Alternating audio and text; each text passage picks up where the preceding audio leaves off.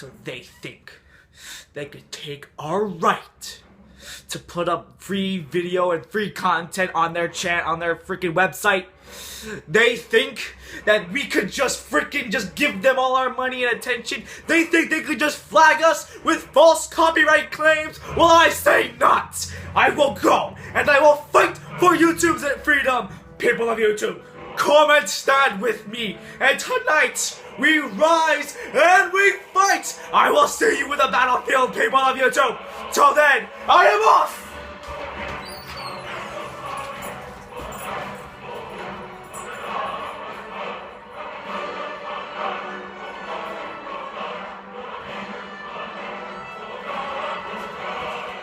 Join me! Come on! Hello, people of YouTube. 'Tis I, the Crimson Assassin, and today I'm giving you my long-awaited, anticipated review for the anime Yona of the Dawn. Enough with this shitty voice and enough with that shitty what? Yes, people of YouTube, 'tis I once more, the Crimson Assassin, here today to give you my review for Yona of the Dawn. So, the story of Yona of the Dawn basically follows a girl named Yona, who is framed for basically killing her own father, even though why would anyone fucking believe that? Anyway, so she's basically framed, once princess, who is framed for killing her own father and had to flee her own country, and flee her own castle and her own kingdom with a company with a man named Hack, which is basically her bodyguard. So Hack and Yona escape said fortress when the true killer who killed Yona's father ends up becoming king. And it's up to Yona to basically find the 4 mythical dragon beings, have them all unite, and try to take back the Coca Kingdom. That is the best way I can kind of put this story together. So people of YouTube, let's just say, I honestly have heard absolutely nothing about Yona of the Dawn. So, I honestly had no expectations about it. The only real thing I heard about Yona of the Dawn is that the Black Critic guy really liked it. That's all I knew about it. And also, its strong main female protagonist, Yona. So, honestly, since I went in this anime blind, I didn't know what to expect. So, it could either make or break this review.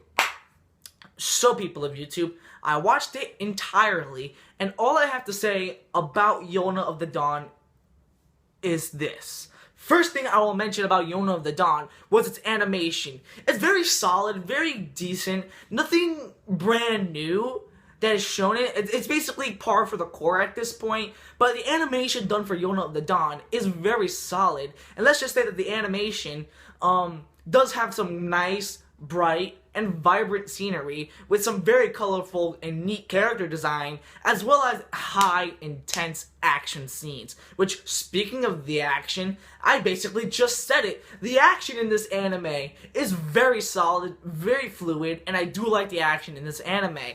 Even though they're kind of a bit short, they're still intense and they're still pretty fun to watch. I did like the action through the anime, especially the fight scenes where you see the 4 dragons. Well, technically 3, cough cough, later on in the video. But for the most part, I did like the action scenes featuring the 3 dragons. Yeah.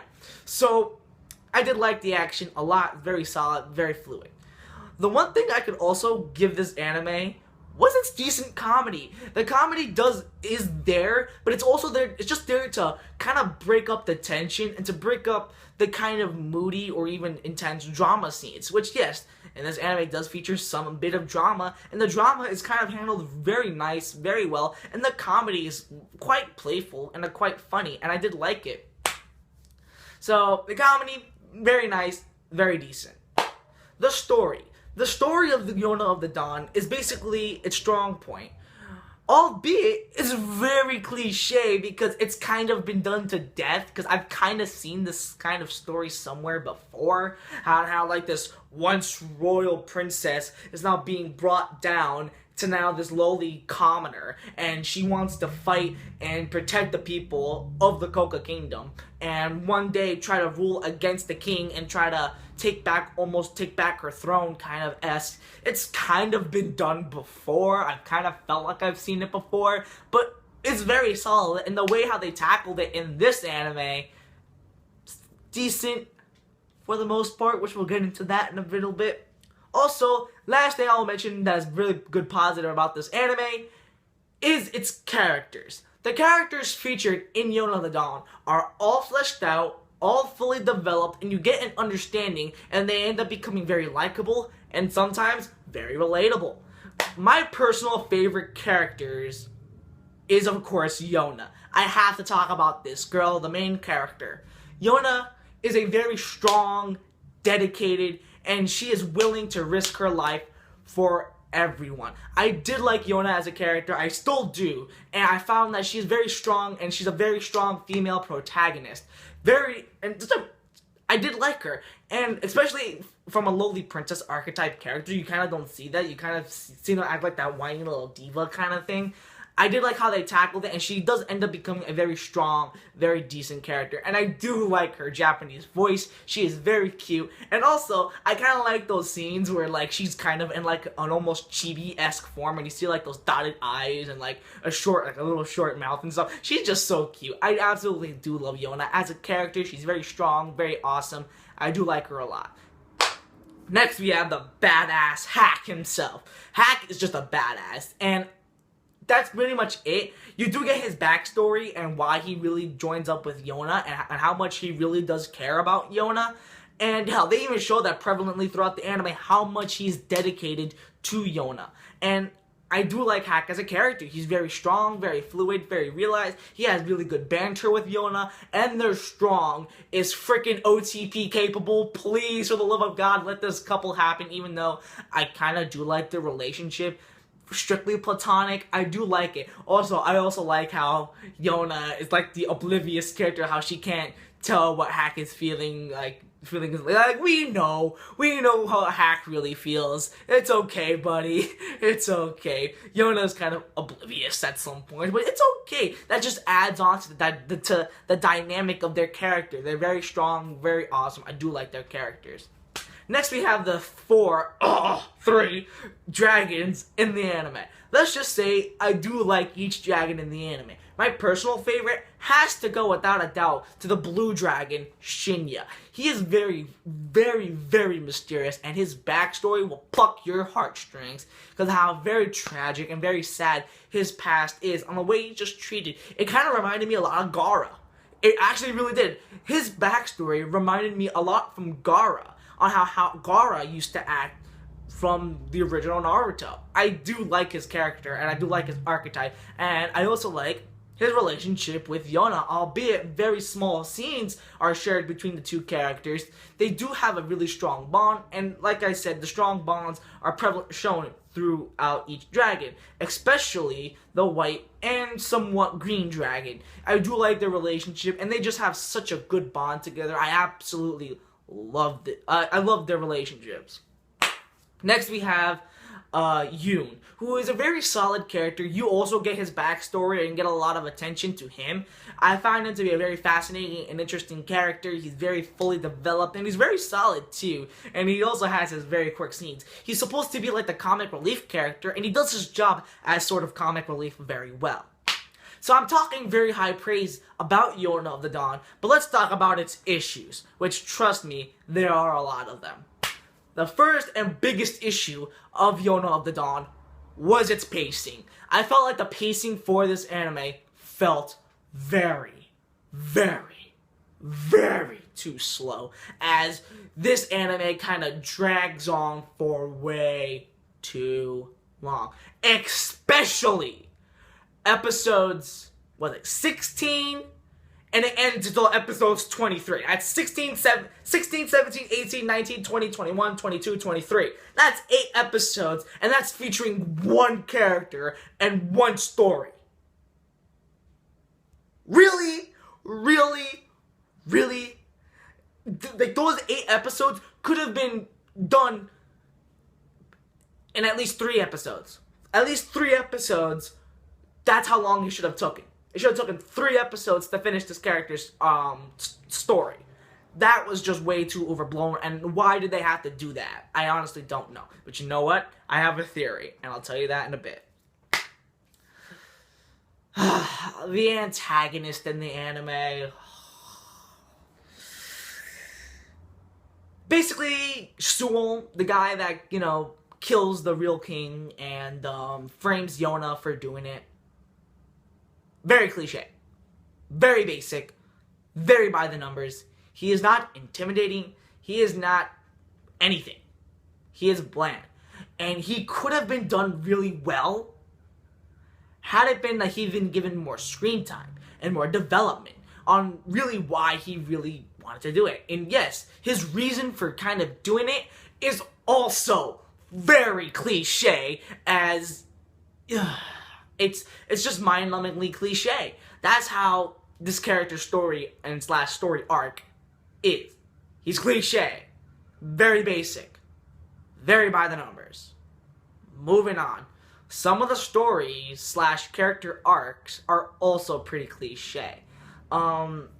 Especially the white dragons. Very cliche, very basic, and at least it did end in one episode, but that was so damn cliche. At least the story featuring the blue dragon was way more interesting. The green dragon felt way too long and could have been done in at least 3 episodes. That's how long the green dragon's arc should have been done, in 3 episodes. And I do have a theory why, and here it is, okay?